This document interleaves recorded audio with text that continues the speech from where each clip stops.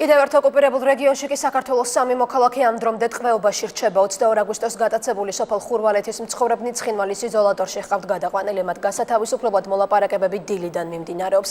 ეგრეთ წოდებულ დამოუკიდებლობის დღისთვის მზადების გამო რეგიონის დე-ფაქტო საზღვრებთან დილიდან ახალი შეზღუდვებია დაწესებული. სავარაუდოდ სწორედ ამ ფაქტს უკავშირდება ახალგორის ეგრეთ წოდებულ ადმინისტრაციული საზღვრის ჩაკეტვაც, რის გამოც მოსახლეობის ნაწილი რაიონში შესვლას ისევ ვერ ახერხებს.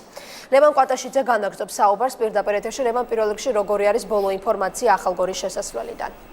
საოკუპაციო ხაზთან არსებული ბოლო ინფორმაცია ასეთია: ახალგორში შესასვლელი ეგრეთ წოდებული პირობითი საზღვარი ამ დრომდე ჩაკეტილია, რის გამოც მთელი დღის განმავლობაში მოსახლეობას შეექმნა პრობლემები, მათ არ ეძლეოდათ საშუალება ტერიტორიაზე შესვლის, როგორც შესვლის, ასევე ახალგორის დატოვების. გავრცელებული ინფორმაციით ეს შეზღუდვები გაგრძელდება, როგორც უკვე ცნობილი არის, მომდევნო 3 დღის განმავლობაში, რომელიც დააწესა ოკუპირებული ტერიტორიის დე-ფაქტო მთავრობამ. შეზღუდვების ამოქმედება კი ასევე ცნობილი არის, რომ უკავშირდება ხვალინდელ დღეს 26 აგვისტოს ცხინვალის რეგიონში რუსეთის ფედერაციის მხრიდან სამხრეთ ოსეთის სახელმწიფოებრიობის აღიარების დღეს აღნიშნავენ. ახალგორის მუნიციპალიტეტის საკრებულოს თავმჯდომარე ვარაუდობს, რომ 3 დღის შემდეგ ეს შეზღუდვები მოიხსნება და მოსახლეობას ახალგორში შესვლის საშუალება ისევ მიეცემა.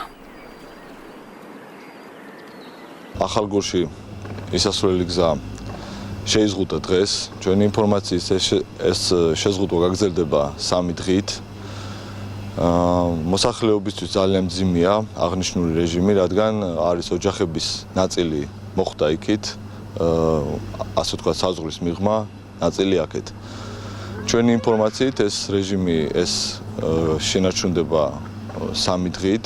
ეს ყველაფერი პრობლემას უქმნის ადგილობრივ მოსახლეობას, ესეთი ჩაკეტვები ხშირია ხოლმე სხვადასხვა ღონისძიებებთან დაკავშირებით, ეს როგორც ჯანმრთელობის მხრივ პრობლემების მქონე პირებს, ასევე ზოგადად მთლიანად მოსახლეობას, სურსათის მომარაგების და ასე შემდეგ სხვადასხვა მიმართულებით.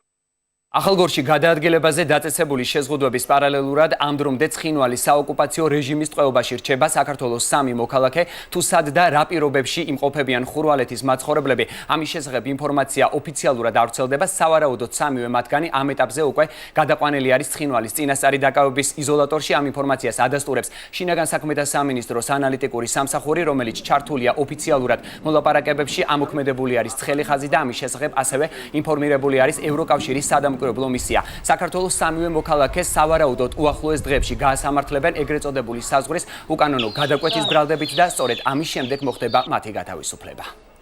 ეგრეთ წოდებულ საზღვართან დაწესებულ შეზღუდვებსა და 3 მოქალაქის გატაცებაზე ლევან კვატაშიძე საუბრობდა პირდაპირ ეთერში.